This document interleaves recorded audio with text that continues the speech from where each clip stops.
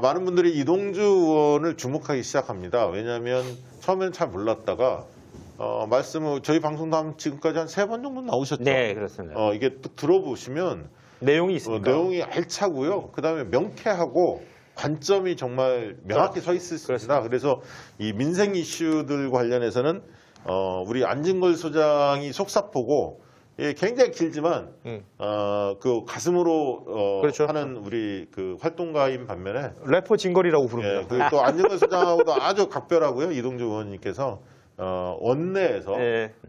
이 입법 활동을 통해서 구체화시키는 역할을 아주 중요한 일을 하고 함께 계십니다. 하고 있다. 안진걸 소장하고 이렇게 여러분들 이해하시면 좋을 며칠 것 같고요. 전에 저기 우리 안진걸 소장께서 진걸 형님이 소주 한잔 하자고 카톡이 왔는데 지금 확진자가 많이 예, 일어났기 때문에 방역 다음으로 상황이 미루자. 지금 안 좋아져가지고 안 좋아져. 다음에 해야 돼. 다음으로 한참 넘겼어요. 예. 자, 오늘 정책 요청을 먼저 했는데 그 얘기 조금 이따 드리고 먼저 재난점검과 네. 그 손실보상 관련해서 의원님이 이제 페이스북에도 글 쓰고 여러 방송에도 많이 이야기하셨는데 본인의 어떤 생각들을 먼저 좀 들려주시고요. 궁금한 네. 거 저희가 좀 묻도록 하겠습니다. 네, 일단 정말 오랫동안 논쟁을 좀 했습니다. 그래서 첫 법안은 아마 작년 제가 12월 달 기억하시는지 모르겠지만 이제 임대료 멈춤법을 내면서부터 오랫동안 이렇게 영업 제한이나 금지를 당해왔던 그래서 영업 손실을 좀 입고 있는 소상공인분들이 그분들이 이제 개인의 그런 거를 좀 참고 그 방역에 참여하신 게 공동체의 이 방역을 지키기 위한 거였으니까.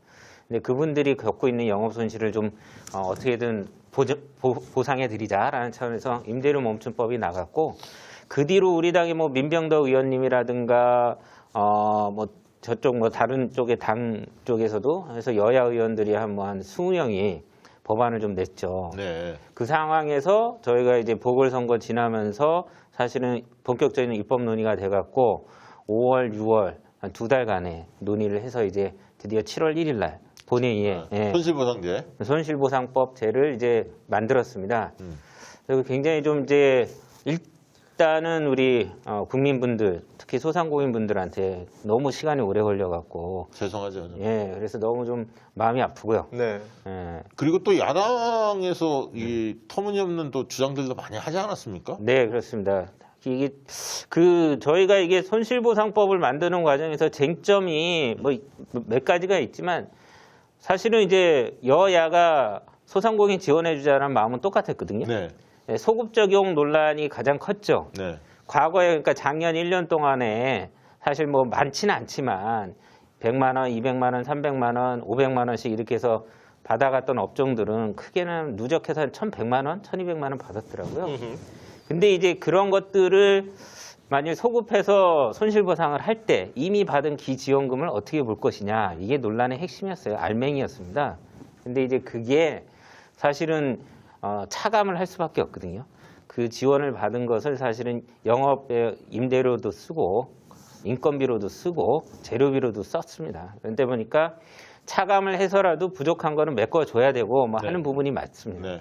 근데 이게 현실적으로 장사하시는 그 배달업을 주로 하면서 장사하시는 분들이 보니까 배달앱 같은 거 있잖아요. 배민이라든가 네. 예. 상이치 이걸 통해 갖고 안 되니까 두 손 놓고 앉아 있을 수 없으니까 열심히 영업을 뛰신 거예요. 예. 그래갖고 매출 20년도 상반기보다 하반기에 매출이 안 떨어졌어요. 그러다 보니 못 받는 거잖아요. 네.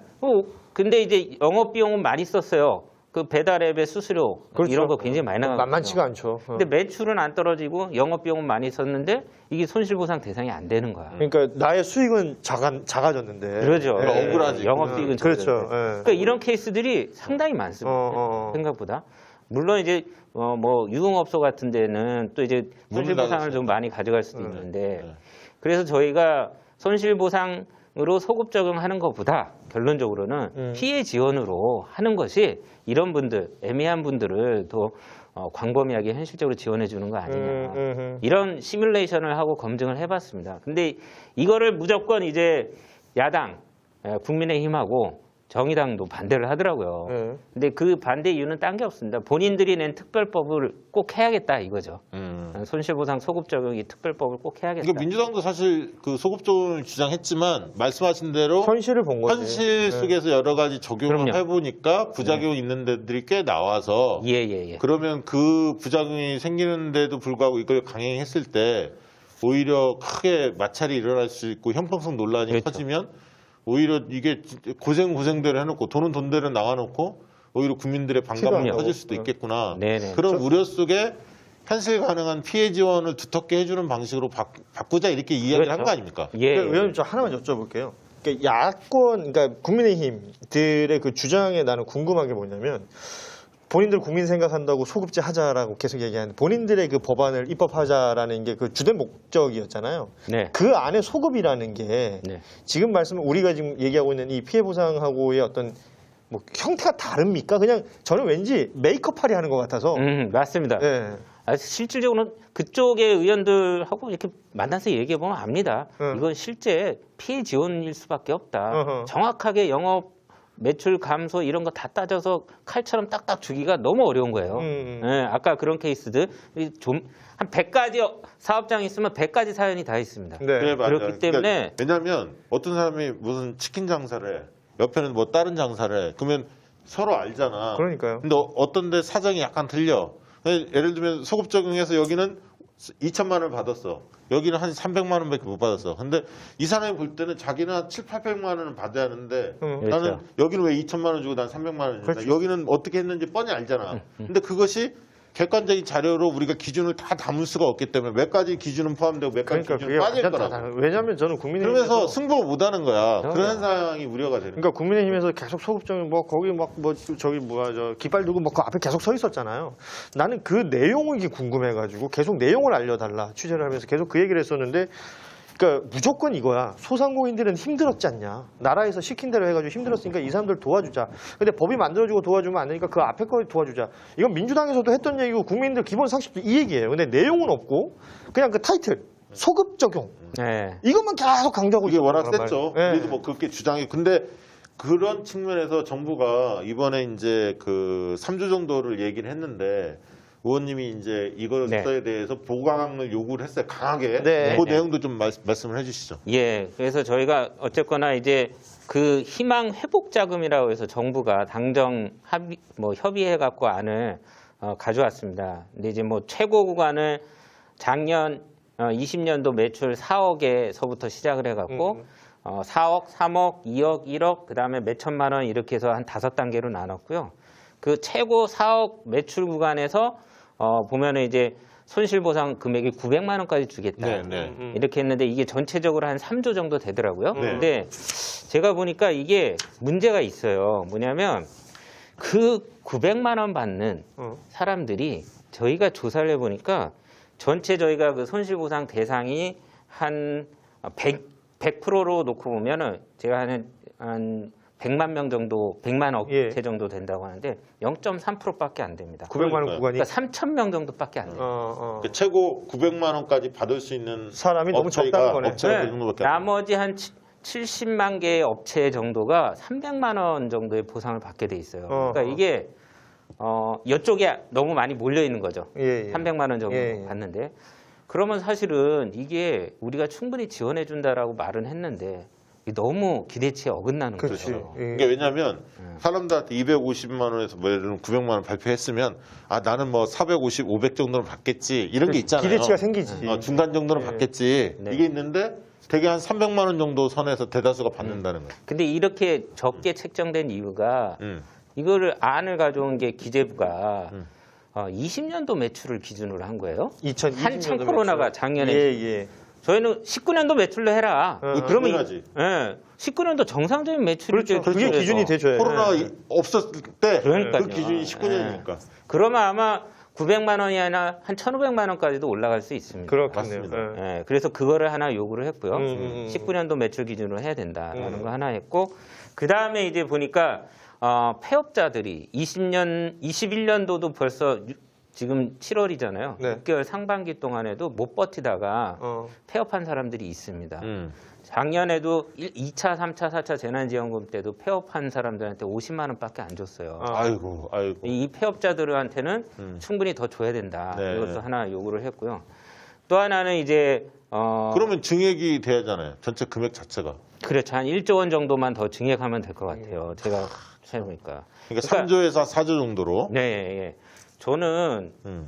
이 1조 얘기 나와서 그런데 일단 뭐 나오겠지만 전국민 재난지원금 지금 80% 주느냐, 100% 주느냐. 예. 근데 이제 그거를 이제 논쟁이 붙으니까 기재부에서 하위 80%를 주되 상위 20%의 불만을 잠재우기 위해서 카드 캐시백으로 해서 그 3% 더 쓰면은 더 쓴 금액의 만큼, 10% 정도를 예. 캐시백으로 돌려준다. 그거는 통하지 않아요. 근데 그거에 소요되는 비용이 1조예요. 그래, 맞아요. 그걸 합치면 돼요. 그거 합치면 됩니다. 아니 그거. 난 너무 그건 진짜 너무 기가 차요. 아니, 예. 그거 진짜 흔히 말하는 고소득층이나 중산층들도 마음이 자기가 전국민 재난지원금 받았을 때 기분이 좋아서 가서 더 쓰는 거는 당연히 쓰는데 그렇지 않고 그거는 배제하면서 가서 100만 원 더 싸면 10만 원 주겠다? 그러니까요. 이게 할 사람 얼마나 있어? 그러니까 기존에 쓰던 것보다 더 써라라는 그 지점 자체, 그러니까 기본 전제 자체가, 그러니까 이거 어떤 생각 드냐면 저 같은 경우에는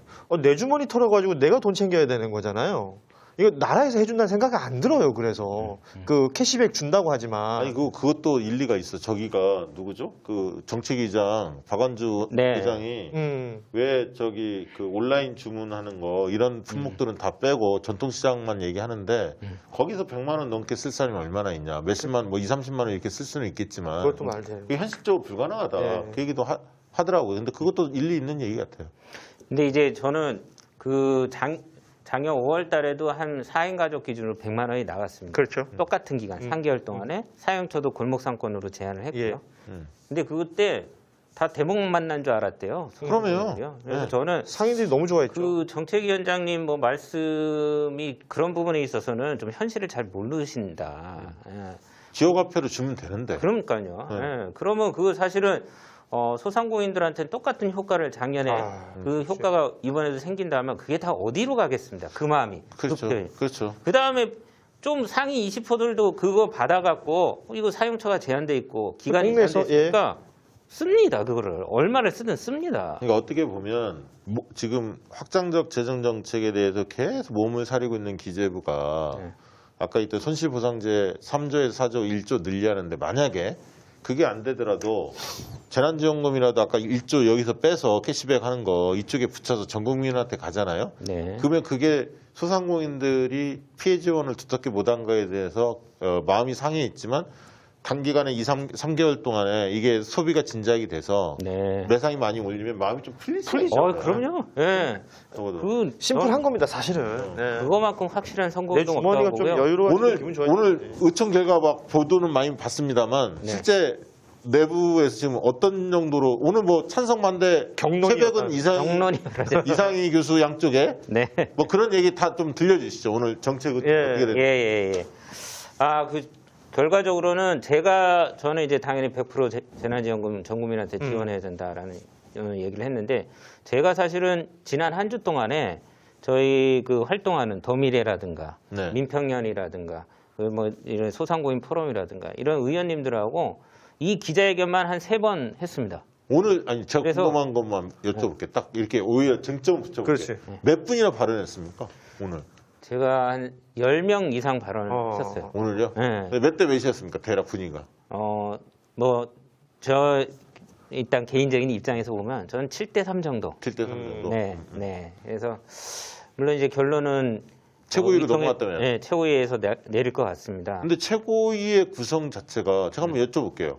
뭐 김용민 의원이나 김용배 의원이나 이런 분들은 네네. 강병원 의원이라는 전국민 재난지원금 찬성하는 쪽 아닌가요? 맞습니다. 맞고 네. 백혜령 의원도 동참할 것 같은데? 네네. 그리고 전혜수 의원은 잘 모르겠고 그렇죠. 맞죠? 제가 거의 다 압니다 성향을. 이거 뭐 안 봐도 비디오구만. 그다음에 윤호중 의원도 그 합의했기 때문에 자기는 정부하고 그 네. 입장 못 내지만 원래 전국민 재난지원금에 동의하지만 네. 아마 입장을 바로는 안 낼 거고요. 당사자이기 때문에. 그럴 것 같고. 네. 그다음에 박완주 정책위장도 전국민 재난지원금 쪽으로 갈 것 같고. 왜냐하면 더 미래 그쪽 소속 아닙니까? 네. 그럴 것 같고. 네. 그다음에 당대표도 그게 분란이 좀 적을 것 같고. 이동학 최고위원도 아마 청년 맞벌이들 이 생각 안 할 수가 없죠. 굉장히 불만들이 많지 않습니까? 지금 1인 가구들. 네. 그래서 전체적으로 보면 최고위 쪽은 지도부 쪽은 좀 전국민 재난지원금 쪽으로 좀 쏠리지 않을까. 예, 저도 그렇게 뭐 그렇게 예측합니다. 예측하죠. 예, 전반적으로 전국민 지금 얘기로는 최고위 끝난 것 같아요. 저희가 이제 지침을 드리는 겁니다. 그쪽으로 가시라고. 가시라고. 예, 그쪽으로 예. 가시라고. 뭐 예, 저희가 예. 권한이 있겠습니까? 그럼요. 예. 그쪽으로 가시라고. 예. 아니 그리고 이거는 하나 확실히 하나 더 말씀드리면 의원님들도 그거를 아차 싶었는데 카드 캐시백뿐만이 아니라 지역화폐로 받아서 지역화폐로 쓰시면 그것도 10% 환급 받아요. 예, 맞습니다. 맞습니다. 그러니까 소비자한테도 좋은 겁니다. 예, 예. 원래 경기도에서 그렇게 했었어요. 예. 그 얘기 나왔고. 근데 이게 이제 문제는 이렇게 됐는데, 지도부가 얼마나 소신 있게 정부 입장을 정하고 정부와 또 한 번 더 협의하고 야당과 또 협의 논의하는 거 아닙니까? 네. 그 과정을 어떻게 전망하시나요? 저는 우리 당의 의지가 제일 중요하다고 보고요. 당이 주도해서 뭐 앞서서 나왔던 과정이 있지만 이게 이제 국민의 뜻이고 중요한 건 우리 당이 또 선거에 승리해야 되지 않습니까? 예. 그러니까 이거를 당이 힘있게 추진을 해서 야당하고 또 이제 붙어야죠. 그래갖고 이게 이제 양분이 될 수 있죠, 사실. 예. 네. 그래서 아니 진짜 이거 재난지원금 이거 후퇴하면 있잖아요. 네. 내부에서 너무 시끄럽고 그다음에 예. 돈은 돈대로 그 많은 재원을 쓰면서 사람들한테 좋은 인상을 전혀 못 남겨요. 그럼요. 불만만 가득하고. 예. 근데 오늘 최백은 이상이 두 분이 굉장히 양쪽의 입장을 네. 전국민 재난지원금 쪽은 최백은 교수, 예. 뭐 최백은 교수야 많이 알려진 인물. 그렇죠. 이상희 교수는 또 그 복지 소사이티에서 네네. 이제 보편적 복지를 네. 주장하긴 합니다만 이분들은 또 이 부분에 대해서는 80%나 50%뭐 이렇게 주장하는 분들이잖아요. 그렇죠. 선배들. 근데 두 분이 딱 발표했을 때 누가 잘하던가요? 아주 그냥 보기 드문 날선 토론을 하시더라고요. 아, 그래요? 네, 굉장히 재밌었네. 재밌었습니다. 아주 박진감 있게. 그런 걸 TV에서 또 해줬으면 비공개. 그러게요. 네, 비공개 너무 아까웠습니다. 그러니까. 근데 우세했죠. 우리 저 최백은 교수님이. 예. 최백은 교수가 수치에 밝아. 네. 그게 중요해요. 아니, 이게- 설득에 논거에서 수치가 중요하거든요. 이게 원래 그 전국민 재난지원금이 복지 정책은 아닙니다, 솔직히. 맞습니다. 그렇기 때문에 네. 복지 논리로 접근하거나 그것 속에서 뭐 선별복지나 보편복지나 이런 프레임으로 그건 아니죠. 설명할 수가 없는 거예요. 이거는 경기 진작책의 네. 그런 거하고 위로의 성격이기 때문에 예. 다르죠. 그리고 제가 듣기로는 기재부가 지난번 1차 재난지원금 사용했을 때 카드의 사용액이라든가 여러 가지 소득 구간별로 뭐 이런 데이터들을 갖고 와서 자기들이 입맛에 맞는 데이터 있잖아요. 유리한. 이런 것만 선별적으로 취합을 해서 지도부들을 막 설득한다는 거예요. 네, 민주당에 와서. 근데 네. 민주당 지도부나 이런 분들이 자료를 풍부하게 확보하고 있어서 이게 허점이 있는 것들을 지적해내야 하는데 그냥 짧은 시간에 보면 그 모르죠. 사람들 자기들 입맛에 맞는 데이터만 딱 갖고 오거든요. 근데 이제 최백은 교수 같은 분들이 좀 무서운 이유가 그 데이터들을 계속 그렇죠. 보고 있는 거야. 업데이트가 되니까. 그러니까 뭐가 허점이 있고 이게 장난치는지 안 장난치는지를 볼 수가 있는 거죠. 그게 무서운 거죠. 제가 봤을 때 최병 교수님은 그 기재부의 어떤 그 뭐랄까 액션 플랜이나 이런 것들 다 알고 있는 것 같아요. 네.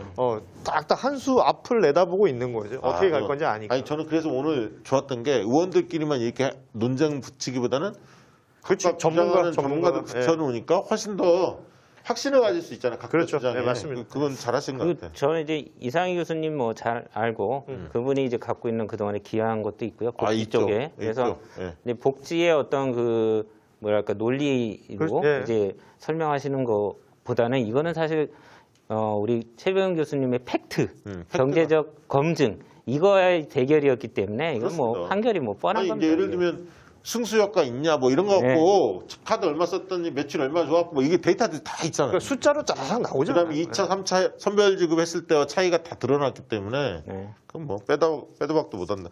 요즘에 민주당 이제 경선 얘기 좀 들어가 볼게요. 민주당 경선 막 치열하게 붙고 있는데 우리 의원들은 어떻게 보고 있습니까? 전반적으로. 제가 뭐 아니 정서, 사람들의 이야기 막 이런 거 일단 있었어요. 우리 의원님 한숨부터 쉬시네. 아니 이제 저도 막 오늘 30만 명이 넘었다고 넘었어요. 하더라고요. 예, 네, 그래서 선거인단. 네. 아주 뭐 이제 관심이 그만큼 참여로 이어지고 있어서 다행이라 생각되는데 워낙 이 지금 저도 이제 경선 캠프에서 뛰고 있으니까 예. 뭐 후보자들이 토론회 하는 것도 제대로 챙겨보지 못하고요. 예, 말로는 듣고 있습니다. 근데 아무튼 지금 뭐 의원님들은 다 뭐 찢어져 갖고 열심히 뛰어다니면서 지금 막 선거인단 받는 거에 정신 없나요? 그렇죠. 각 의원들. 네. 그러니까 뭐 페이스북 봐도 뭐 주변의 친인척들한테 뭐 이렇게 해주세요 호소하는 글들 굉장히 많아요. 지금. 그래요? 네. 그리고 저는 그거 묻고 싶어요. 이낙연 그 전 대표 후보의 캠프가 의원들이 누구누구 참여한다 이런 거 한번 이렇게 나왔었죠. 인터넷상에서 싹 돌았거든요. 네. 근데 제가 좀 깜짝 놀랐던 게 최고위원이 거기에 명단에 그러니까요. 기재돼 있고 막 정책위 의장도 돼 있고 막 그러더라고요. 네. 그러니까 이게 당이 그 정청래 의원 이야기를 들어보면 원래 그 지방선거나 막 이럴 때도 어디 뭐 캠프에 가면 안 되잖아요. 네네. 그게 이제 대선 때는 지도부는 지도부까지도 막 그렇게 가는 게 말이 되냐. 제가 봐도 또 최고위원이나 지도부는 좀 문제가 있는 거 아닌가요? 그렇게 거는 거는? 그래서 저도 그거를 맞냐 안 맞냐 뭐 이렇게 좀 확인을 해봤는데 뭐 떠도는 찌라시였다 뭐 이렇게 얘기가 그렇게 하고 나오니까 뭉개버리는구나. 예, 그러니까 공식도 안 시키고. 더 이상 뭐 확인하기가 좀 거시기 하더라고요. 예. 그러니까 예를 들면 무슨 공식적으로 캠프가 발표했으면 모르는데 예. 그냥 이게 찌라시 형태로 돈 거라서 예. 그렇군요. 오히려 그쪽에 무슨 뭘 협력본부장을 맡았던 분이 알고 봤더니 이쪽에도 사실 이쪽에서 일하는 분인데 잘못 이름이 기재됐더라고요. 뭐 그런 그게 사실도 이제 그런 있어서. 분들이 주로 이제 낮에는 한쪽에 갔다가 밤에는 또 다른 쪽. 그럴 수 늘 있지. 그런 분들 계십니다. 그럴 수 있죠. 그렇군요. 그거. 네. 좋게 얘기하면 마당발이다. 넉살이 좋다. 이렇게 평가할 수도 있죠. 넉살이 좋다. 넉살 네. 좋다. 역사. 네. TV 토론이나 국민 면접 뭐 이런 거 전반적으로 보면서는 개인적으로 어떤 소감이 들던가요? 네, 제 느끼는 것도 있고 주변에도 한번 물어봤습니다. 근데 이제 뭐 후보자들이 서로 선명성 경쟁하고 특히 이게 격차를 줄이기 위해서 이제 나머지 7명이 1위를 상대로 해서 이제 치고받고 하는 거는 뭐 당연한 모습이죠. 근데 사실 좀 안타까운 게 근데 이게 어쨌거나 국민적 관심을 가지려면 국민들이 한테 던져지는 어떤 그 의제라든가 이런 것들도 있어야 돼요. 그러니까 네, 예를 들면 저쪽 국힘당하고의 문제라든가 네, 네. 어떤 뭐 좀 세대 갈등의 문제라든가 제가 그걸 네, 원해요. 그런 부분들을 그게 던져서 1위한테는 어떤 입장이냐, 그렇지. 나머지 후보들은 어떤 입장이냐 이렇게 가야 되는데 이준석의 경쟁주의에 대해서 당신은 어떻게 생각하냐? 그렇죠. 예. 2030 청년들을 공략하기 위해서 당신은 무슨 보관이 있냐? 민주당 어떻게 하냐? 그다음에 그렇죠. 민주당의 혁신 해야 하잖아요. 당이 혁신해야 하는데 민주당이 혁신해야 하려면 뭘부터 바꿔야 하느냐? 뭐 이런 의제들이 그래서, 예. 던져져야 하거든. 그러니까요. 예. 그러니까 너무 근데 이 네거티브라든가 말꼬리 잡기 이런 거는 조금 뭐 하다 보면 그렇게 갈 수도 있죠. 그래서 이제 조금 이게 뭐 신경전도 벌일 수 있는 건데 그게 다여서는 안 된다. 이런 게 아쉬움이 의외로 많습니다. 내가 만약에 사회자면 나는 그럴 것 같아. 자영업자들, 소상공인들이 가장 어렵기 때문에 자영업자, 소상공인을 위한 당신만의 특단의 대책이 있다면 발표하시오. 예를 들면 그렇죠. 그게 던지고 그다음에 1인 가구들 문제가 심각하잖아요. 사실 1인 가구를 행정에서 사각지대가 많기 때문에. 그렇죠. 맞아요. 그래서 지난번에는 그 조정훈 시대전환 서울시장 선거 때 굉장히 청약제도에 있어서 1인 가구들의 개선해야 할 것들 목소리를 내서 그게 여론조사 해봤더니 가장 반응이 소구력이 좋았죠. 높더라. 박영선 후보와 공약 다 합쳐서 해봤더니 그게 나왔거든. 그건 사실 맞는 얘기거든요. 많이 나오는 얘기고. 그러면 1인 가구를 위한 본인들의 대책이 있다면 발표하라. 이렇게 자꾸 무슨 얘기냐면 대선에서 우리가 민주당 쪽이 선점해야 할 의제들이 있거든요. 그렇죠. 몇 가지. 이런 걸 딱 자영업, 소상공인, 1인 가구, 청년층 뭐 이런 게 있지 않습니까? 예를 네. 들면 딱 잡고 거기에 대해서 자꾸 몰아가서 거기 그렇게 의제를 미리 발표하면 사회자들이 예를 들면 질문지를 만들고 그렇게 하면은 각자 준비해 올 거 아닙니까? 그러면 그렇죠. 그 내용이 풍성해지고 거기서 내가 혹시 떨어졌더라도 떨어진 후보들 정책 공약 중에서 좋은 거는 받아 안고 1위 후보가 이렇게 가는 건데 네. 이게 아쉽더라고요. 오늘도 뭐 그 프리젠테이션 정책 프리젠테이션 언택쇼. 하고 있는 네. 언택쇼 하는데 여기서는 좀 그런 부분들이 좀 부각이 됐으면 좋겠습니다. 각자가 그러니까 자신의 뭐 이낙연 후보는 뭐 복지 정책의 신복지 내용이 뭐고 네. 이런 거. 그다음에 뭐 정세균 총리는 그동안에 뭐 행정 경험을 통해서 뭐 예를 들면 기재부의 이런 행위를 어떻게 바꾸면 좋을지. 아니 근데 이낙연 대표도 그런 걸 내야 돼요. 사실 토론에서 안 나왔던데 예를 들면 신복지를 발표하셨잖아요. 그러면 민주당의 기존 정책하고 어떤 차이가 있고 본인이 또 대표 시절에 그런 신복지로 가기 위해서 뭘 바꿔냈고 뭘 혁신했다. 그런 디딤돌을 이렇게 놓았노라. 네. 또 만약에 그걸 못 놓았으면 여러 여건 때문에 그걸 해내지 못했지만 이제 대선을 준비하는 과정에서 이렇게 내가 체계를 철학이나 그런 어떤 정책을 네. 정립해서 이렇게 좀 업그레이드 시킨 거다. 이렇게 좀 전사가 있어야 돼요. 맞습니다. 근데 이제 예를 들어 그렇게 날카롭게 지적하는 사람들도 없더라고. 후보들 토론회에서. 조금 아쉬운 느낌은 있습니다. 자, 그 정도로 하고요. 그 이재명 반 이재명 구도 뭐 이렇게 형성되는 건 불가피하다고 보여지지 않으세요? 그렇죠. 네. 뭐 이 부분이 만들어질 수밖에 없고, 예. 근데 이 부분이 오히려 뭐 이재명 후보 쪽에서는 뭐라죠? 예비 그 주사? 본선에 예방 뛰기 전에 주사? 예방 주사? 예방 주사일 수도 있고요. 근데 너무 뭐 이렇게 뭐 인사청문회도 아닌데 그 인사검증식으로만 가려는 거는 좀 지양을 하면 좋지 않을까 하는 생각은 듭니다. 예. 아쉬운 부분이. 근데 있죠. 개인적으로 이제 민생 이슈들 특히 소상공인 자영업자들 이런 문제들을 이제 많이 다루시는데 어떤 좀 그 공약들이 좀 나왔으면 좋겠습니까? 그쪽 분야에서 모든 저는 후보- 지금 제가 이제 그 지역구를 지방에 둔 의원님들을 쭉 만나 보면 다 지방 소멸론 얘기를 많이 굉장히 나오죠. 많이 하십니다. 지방 교육 대학교 없어지죠. 예. 일자리 없어지죠. 제조업 다 네. 문 닫고 있죠. 근데 지역을 지금 지키고 있는 거는 이렇게 받쳐주고 있는 거는요. 소상공인 자영업자들입니다. 근데 그 사람들이 지금 거의 영양실조 상태에서 버티고 있는 거죠. 그렇죠. 이거는 저는 정말 소상공인 자영업 지역 경제를 살리는 문제는 지역을 살리는 문제라고 보거든요. 다시 떠나가는 학교, 뭐 대학교를 다시 부흥시키고 일자리를 다시 만들고 그런 어떤 인프라를 기반으로 해서 지역 경제를 다시 살려내는 이런 정책들이나 공약들이 좀 많이 만들어졌으면 좋겠어요. 사실 그런 거 하면은 여야를 떠나서 지금 다 목말라 할 겁니다. 지금. 그러니까 그 균형 발전에 대한 구체적 보관들 내야죠. 사실 내야고 그렇게 하면서 어떻게 보면 이준석 대표가 얘기했던 그 할당제 반대한다는 거, 할당제를 반대한다는 논리는 국가 균형 발전을 반대한다는 얘기거든요. 그렇죠. 시장에 그냥 맡겨준다는 거 아닙니까? 아이고, 이거는 완전 차별과 선별을 넘어서 뭐죠? 뭐라고 해야 되지? 할당제 이꼴 예. 차별론으로 봐도 돼. 예. 사실상은 차별론으로 가는 거예요. 예. 그 의원님 개인적으로는 하반기에 좀 어떤 법안들 좀 준비할 생각입니까? 저는 일단은 지금 이제 저희가 이 문재인 정부에서 국정과제로 삼고 있었던 유통산업발전법이라든가 이런 것들이 아직도 처리가 안 되고 있고요. 아 그런가요? 네, 그래서 이 국정개혁과제는 반드시 처리해야 된다라고 생각하고 이거를 처리하고 나면 요즘 플랫폼 문제가 심각합니다. 그렇죠. 쿠팡을 저희가 종합적인 토론회를 얼마 전에 했습니다. 네. 노동자들의 그 노동권 문제, 그 다음에 이제 거기를 이용하는 그 중소상인 소상공인들이 얼마 전에 그 새우튀김 하나 새우튀김, 잘못했다고 해서 블랙 컨슈머 같은 진짜 심각하다. 이런 분들한테 만나갖고 이제 자살까지 했지 않습니까? 예. 그 다음에 이 지금 소비자들도 굉장히 많이 이 쿠팡에 대한 불만도 많고요. 예. 중요한 거는 이게 우리가 이렇게 내수 시장에서 소비자들하고 상인들이 이용해줘서 키워줬는데 결국은 미국 시장에 상장을 해갖고 그 뭐 100조 가까이 되는 이 떼돈을 벌어놓고서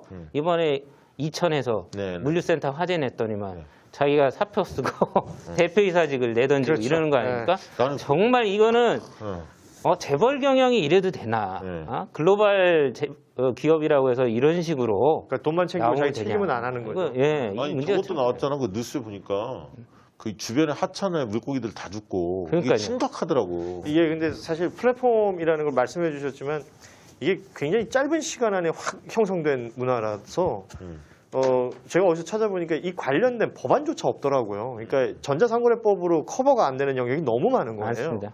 그러니까 이거는 진짜 좀 빠르게 입법 활동이 진행이 돼서, 그러니까 뭐 컨트롤, 통제 이런 표현보다는 이게 문화로 자리 잡을 수 있도록 빨리 형성을 좀 해줘야 된다. 그런 생각이 들었습니다. 그러니까 산업은 키우더라도 이 그늘진 면들, 그렇죠. 불공정한 면들은 바로 잡아야 됩니다. 챙겨야 책임 경영의 선을 확실히 잡아줘야 되고. 음. 예. 그러니까 예전에 우리 뭐 10년 전에 뭐 남양유업 사태 같은 게 또 이 정말 21세기를 넘어서 이런 그러니까. 4차 산업혁명 시대에 또 벌어지면 안 되는 아니, 거예요. 또 확진자가 늘어나서 소상공인들, 자영업자들이 또 근심이 힘들어지죠. 또 예. 커질 것 같아. 걱정입니다, 정말. 그러니까 사회적 아. 거리두기 개편되고 좀 완화된다라고 기대하고 있다가 지금 다시 이렇게 되니까 지금 그 상실감이 더 커지더라고요. 지금 그리고 어쨌든 젊은 층들부터 시작해서 이게 좀 경각심을 높여야 돼요. 아, 그럼요. 큰일 났어요. 그 민주당이 좀 혁신할 과제가 여러 가지가 있겠지만 네. 의원님이 또 활동하시는 분야를 중심으로 봤을 때 네네. 뭘 좀 혁신해야 우리가 국민들 눈에 좀 들어올 거라고 보여집니까? 저는 이제 보니까 우리 국민들이 그런 평가를 이제 많이 하신 것 같아요.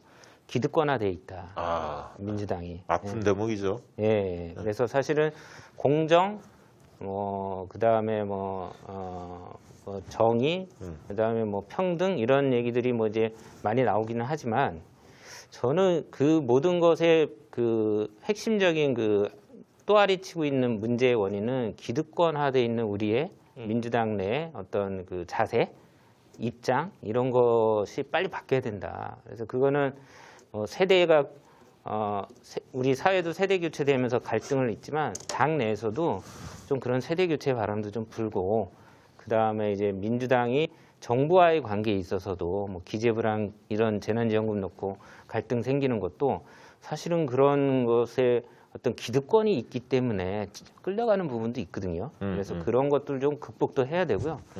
저는 우리들 당내 기득권화된 있는 요소들을 다 규명하고 그걸 다 바꿔내야 된다. 다 교체해야 된다. 이런 생각이 좀 있습니다. 좋은 말씀이에요. 의원님이 지금 그 50대 초반이시죠? 네. 50대 초반. 그러니까 이제 의원님 그 연배에 있는 분들이 네. 그 어떻게 보면 좀 조금 선배 그룹들 대상으로 네. 뭔가 좀 바꿔내. 왜냐하면 저는 뭐냐면 민주당의 혁신은 사람들 눈에는 586 그 선배 의원들이 586 세대가 중심이다, 주축이다 이렇게 일반 국민들이 인식하고 있기 때문에 네. 그들이 뭔가를 바꿔내는 거. 그렇죠. 586들이 잘못한 것만 있는 게 아니거든요. 잘한 것도 굉장히 많거든. 근데 최근 흐름 속에서 말씀하신 기득권화됐다라는 어떤 인식이 확실히 형성이 됐고 네. 또 청년 세대 문제에 대해서 좀 둔감했거든 그동안. 네. 네. 그렇기 때문에 더 그 감정에 맞습니다. 격화된 거예요. 서운한 감정들이. 그래서 586 세대들의 정치인들이 네. 이 뭘 혁신해야 할지에 대해서 조금 강하게 좀 요청을 네. 해서 요구를 해서 맞습니다. 그게 뭔가 보여져야 돼. 만들어야 그러니까 젊은 의원들만 바뀐다고 되는 게 아닌 것 같아요. 예. 어떻게 보면 저도 기득권화돼 있는 세력에 편입돼 있는 한 부분일 수 있습니다. 그래서 저도 사실은 그러한 부분들에 대해서 우리 586 선배들하고 많이 좀 바꾸려고 혁신도 해야 하고 쇄신도 해야 되고 내부 목소리를 세게 내려고 노력을 해야죠. 알겠습니다. 아, 우리 이동주 의원님 만나면 너무 명쾌해서 좋아요. 예. 든든합니다. 예, 그 손실부상제에 대해서 많은 분들이 그 소급 적용 관련해서 저도 마찬가지죠. 만약 애타게 그 가슴 아프게 생각했는데 또 이제 설명 쭉 저도 들어보면 이해가 좀 되더라고요. 그게 왜 그렇게 됐고 결과적으로 그렇죠. 피해 지원을 두텁게 해야 하는데 아직도 기재부가 이제 그런 확장적 재정 정책에 대해서 여전히 소극적이다 보니까 뭔가 뭐 충분하게 그 보상들이 이루어지지 않고 피해 보상이 이루어지지 않다 보니까 여전히 좀 아쉽긴 합니다만 그 와중에도 이 전국민 재난지원금 100% 관철 이 부분이라도 좀 확실히 해낸다면 네. 중소상공인들, 그럼요. 자영업자들이 모처럼 활기를 좀 되찾지 않을까 그렇게 기대를 그분들 합니다. 그러니까 마음을 달래줄 필요가 있습니다. 네. 맞습니다. 결론적으로는 당 지도부는 전국민 재난지원금을 주는 쪽으로 평소의 소신은 그렇게 가진 분들이 좀 많다. 다만 이제 논의 과정에서 어떻게 될지는 모르겠으나 평소의 소신은 그렇다. 네. 그 부분이 좀 확인할 수 있는 대목이었고요.